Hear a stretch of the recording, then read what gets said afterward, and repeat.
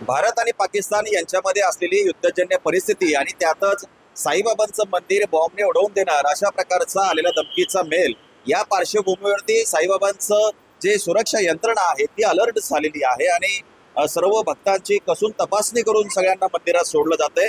त्यातच आजपासून फूल हार प्रसाद जे आहे ते घेऊन जाण्यास बंदी घातलेली आहे।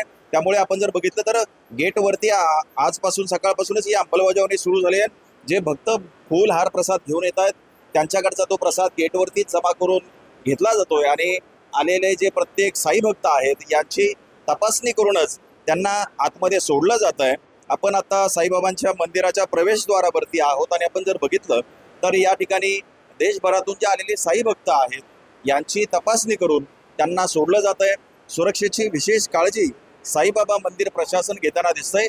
साईबाबा मंदिराची स्वतःची मोठी सुरक्षा व्यवस्था आहे। त्याचबरोबर महाराष्ट्र पोलीस असेल, त्यानंतर बॉम्ब शोधक पथक असेल, कमांडोज असतील, सगळेजण अलर्ट आहेत आणि त्यानुसार मंदिराची आणि सगळ्या भाविकांची सुरक्षेची विशेष काळजी या ठिकाणी घेताना आपण बघतोय। आज सकाळपासून फूल हार प्रसाद बंदीचा जो निर्णय आहे त्याची अंमलबजावणी सुरू झालेली आहे। त्यामुळं तुम्ही जरी शिर्डीमध्ये साईबाबांच्या दर्शनाला येणार असाल तर साई मंदिरात जाताना फूल हार प्रसाद घेऊन जाऊ नका हीच तुम्हाला देखील विनंती आहे। हरीश दिमोटे, न्यूज 18 लोकमत, शिर्डी, अहिल्यानगर।